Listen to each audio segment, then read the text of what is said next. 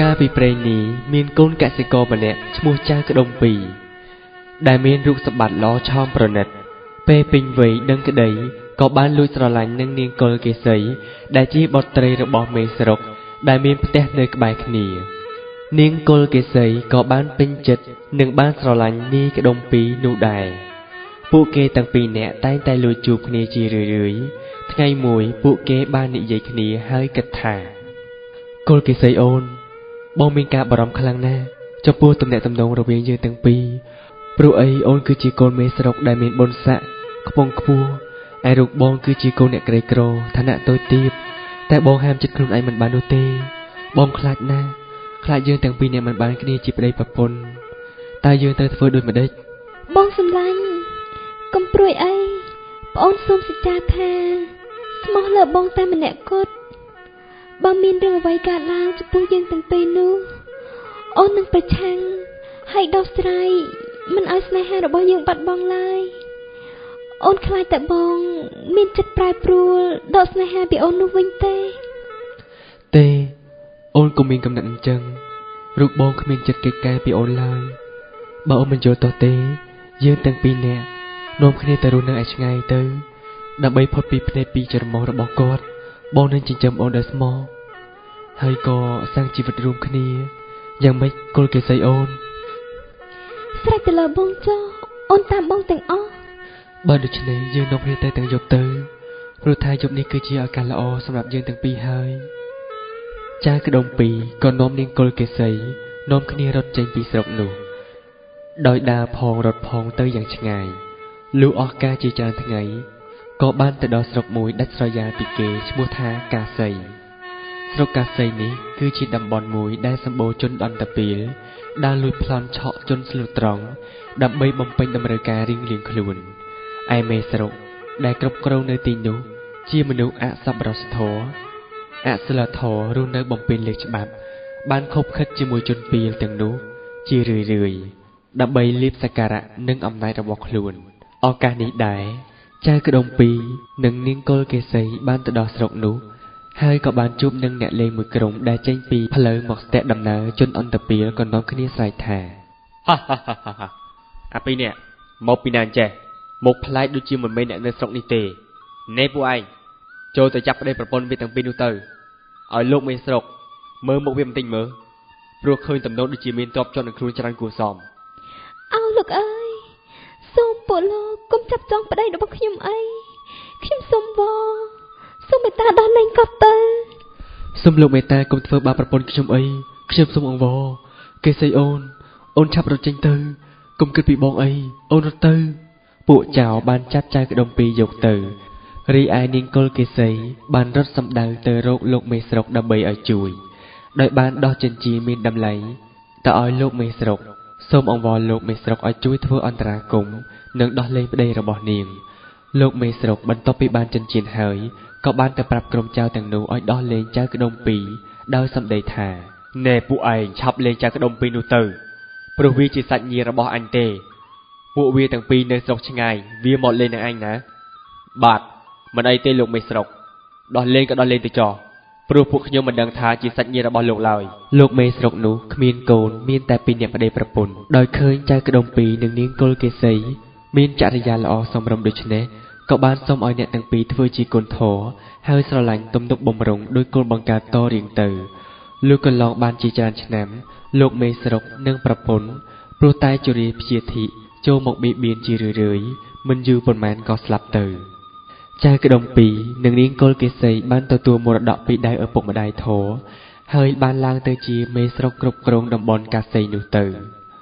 ថ្ងៃមួយចៅក្ដុំពីរនិងនាងកុលកេសីបានសន្ទនាគ្នាថាណែអូនយ៉ាងម៉េចដែរក្រោយពីយើងបានក្លាយទៅជាអ្នកដឹកនាំនៅទីនេះ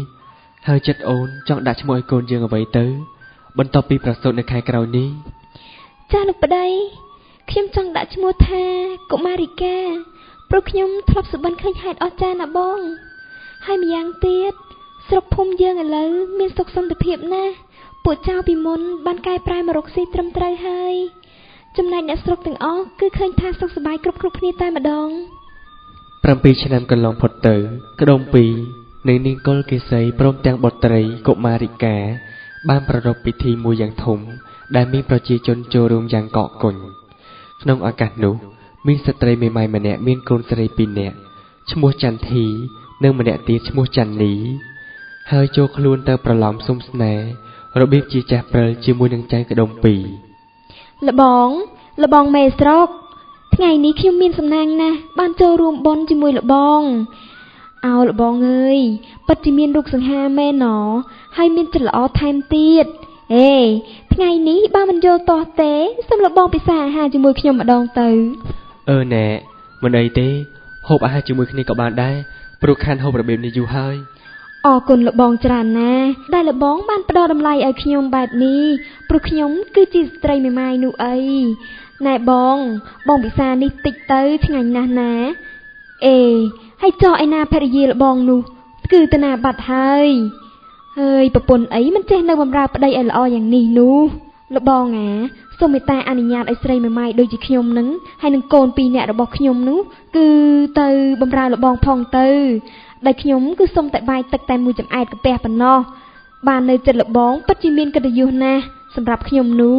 ដោយក្តីលួមលោមដល់ផ្អែមល្ហែមប្រកបដោយពឹសពុលពេលនោះធ្វើឲ្យក្ដុំពីរភ្លេចគិតដល់កុលកេសីជាប្រពន្ធហើយក៏ព្រមឲ្យស្ត្រីមេម៉ាយនិងកូនស្រីទាំងពីរចូលទៅនៅក្នុងផ្ទះជាមួយទៀតមិនយូរប៉ុន្មាននាងមេម៉ាយនោះបានឱកាសល្អក៏ចេះតែរកឧបាយកលមួយបង្កាច់ពោលពាក្យចាក់រកទម្លាក់កំហុសដល់នាងកុលកេសីជាប្រពន្ធដើមឥតឈប់ឈរដែលចោទថានាងកុលកេសីលបលួចមានសហាយជាមួយនឹងប្រុសផ្សេងរហូតដល់ក្ដុំពីរជាប្តីលងជឿថ្ងៃមួយនាងមេម៉ាយនោះបានញុះញង់និងបង្គាប់ក្ដុំពីរថាលបងបើយ៉ាងនេះទៀតនោះឋានៈជាមេស្រុកនិងកិត្តិយសរបស់លបងប្រកាសជាវិនាសហើយគឺដោយសារតែស្រីដូចជានាងកេសីនោះណាមួយថ្ងៃអង្គុយសង្កត់មើលតែមុខកូនស្រីមួយនឹងរស់នៅក៏គ្មានប្រយោជន៍អីដែរបើស្លាប់ទៅវាចំណេញជាងម្ដងដើរទៅរកប្រុសនេះម្ដងដើរទៅរកប្រុសនោះអូយគួយខ្ពើមណាស់លបងអើយស្រីប្រភេទនេះនោះអញ្ចឹងតើឲ្យបងធ្វើយ៉ាងម៉េចទៅអូនបើនេះជាប្រពន្ធរបស់បងហើយក៏ធ្លាប់កំសត់កំរជាមួយគ្នាជាច្រើនឆ្នាំទៀតបងយកនាងទៅសម្លាប់ចោលទៅព្រោះបងនៅមានអូនមួយដែរនោះអីតើចាំឲ្យអូនបំរើទាំងយប់ទាំងថ្ងៃនោះកំព្រួយអីបងបបួលនាងជិះទូកលេងតាមទឹកទន្លេរួចក៏ច្រាននាងទម្លាក់ចូលទៅក្នុងទឹកទៅជាការស្រេចហើយដោយហេតុជឿតាមសម្ដីស្រីមេម៉ាយនោះចៅក្ដុំពីរក៏បានបបួលប្រពន្ធគឺកុលកេសីទៅជិះទូកលេងតាមកង្គីពេលទៅដល់កណ្ដាលទន្លេចៅនោះធ្វើជាឆ្លោះគ្នានឹងប្រពន្ធទោះជានាងនិយាយប្រាប់តាមត្រង់យ៉ាងណាក៏មិនព្រមស្ដាប់ឡើយហើយនាងក្ដុំពីរនោះក៏បានច្រាននាងទៅទម្លាក់ទឹកក្នុងទន្លេបាត់ទៅថ្លែងពីកូនស្រីរបស់នាងឈ្មោះកុមារិកាវិញដោយសារនាងបានសាងបារមីដ៏ខ្ពង់ខ្ពស់ជាព្រះរាជិនីពោធិសត្វកាលពីជាតិមុននាងមានចិត្តជាទឹកនាងគិតយ៉ាងណាបានយ៉ាងនោះហើយក៏បានទន្ទឹងភ្លើងម្ដាយយ៉ាងស្រងេះស្រងោចពន់ពេកលុះឃើញឪពុកមកដល់ផ្ទះកុមារិកាក៏បានសួរថាពុកហេតុអីបានជាពុកមកផ្ទះវិញតែម្នាក់ឯងដូច្នេះខ្ញុំឃើញច្បាស់ណាស់ថាម៉ែក៏ទៅជាមួយពុកដែរតើម៉ែទៅណាបាត់ទៅកូនសុំបបពុកប្រាប់មកថាម៉ែទៅណាទៅបានជាមិនឃើញមកផ្ទះវិញនោះកូននេះយើងថាមិនដឹងហើយសួររកធ្វើអីស្រីដូចជាម៉ែឯងនេះចេញទៅធុញណាស់កុមារិកាស្រែកយំបណ្ដារត់ទៅរកម្ដាយបណ្ដាហើយដឹងថាប្រកាសជានៅកំពង់ទឹកនោះក៏បានធ្វើដំណើរទៅដល់កុមារិកាស្រែកសួររកម្ដាយថាអូម៉ែតើអ្នកម៉ែនៅទីនេះមែនទេតើម៉ែទៅណាទៅកូនចង់ជួបម៉ែនៅទីណាទៅប្រាប់កូនមកជួបកូនមកនាងកុលកេសីដែលបានកើតទៅជាត្រីដំរីនោះក៏ងើបមកជួបកូនហើយនិយាយប្រាប់កូនពីដំណើររឿងទាំងអស់ដល់កូនហើយបានប្រាប់បន្ថែមទៀតថាកូនម្ដាយឈប់យំទៅកូនពេលនេះម៉ែក៏ជាត្រីដំរីហើយម៉ែស្រេកឃ្លានអាហារណាចូលកូនទៅយកចំណីឲ្យម្ដាយផង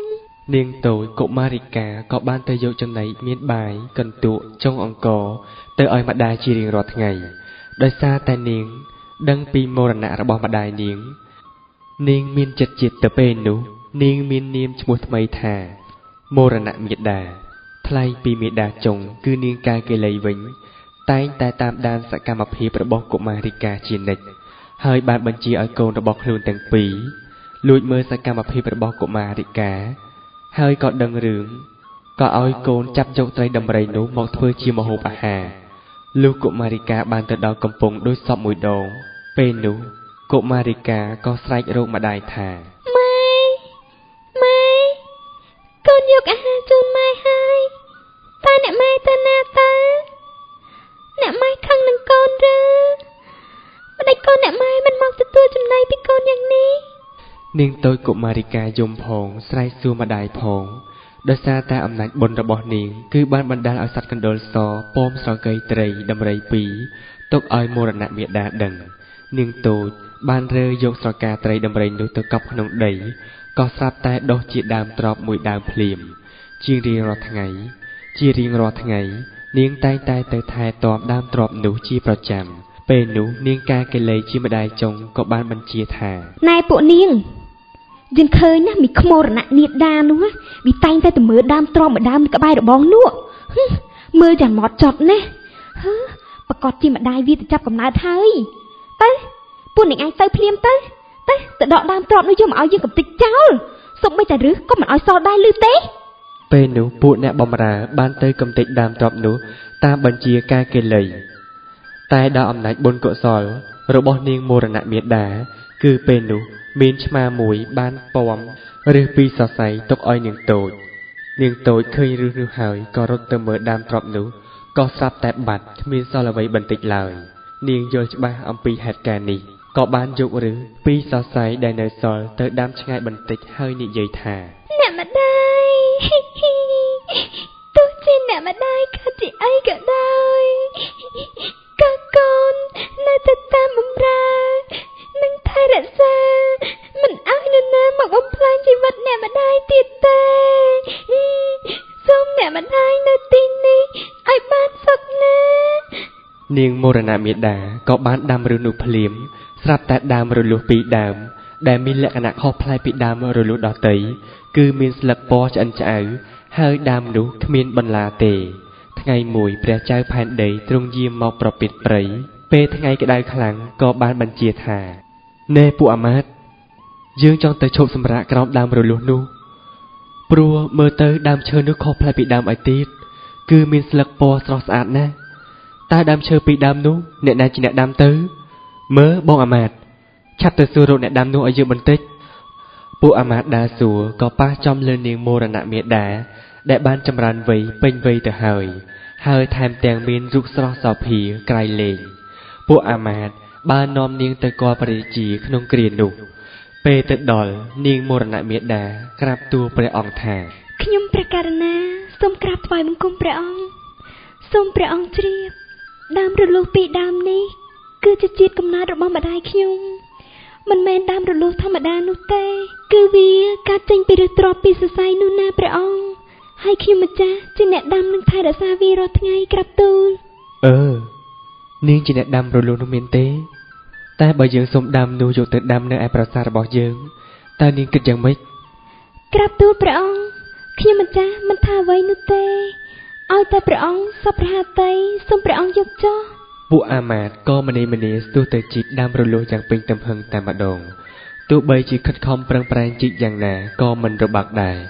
ទើបស្ដេចត្រាស់ទៅសួរនាងមរណៈមេដាថាហេតុអ្វីក៏ពួកអាមាត្យខិតខំជីកដាំរលួសនោះមិនរលីងសោះអញ្ចឹងតើនាងអាចជួយពួកយើងបានទេក្នុងការងារនេះខ្ញុំម្ចាស់នឹងជួយព្រះអង្គបានក្រាបទូលអ្នកដែលមានបារមីដែលថែរក្សានៅទីនេះអើយសូមអ្នកនាំពាក្យពេចន៍របស់ខ្ញុំទៅប្រាប់ម្ដាយខ្ញុំផងថាពេលនេះព្រះអង្គនឹងសូមអ្នកយកទៅនៅព្រះបរមរាជវាំងសូមអ្នកទៅឲ្យបានសេចក្តីសុខចុះកុំមានអ្វីជាគ្រឿងចំទាស់នោះឡើយពេលនោះនាងមរណៈមេដាអធិដ្ឋានចប់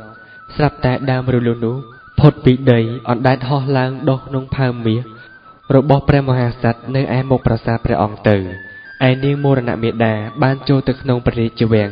ជាមួយព្រះរាជាហើយបានរៀបអភិសេកជាមហេសីចាប់ពីពេលនោះតទៅចំណែកឯដើមរលួសនោះបានដាក់ឈ្មោះថាដើមរលួសមាសរហូតដល់សព្វថ្ងៃនេះ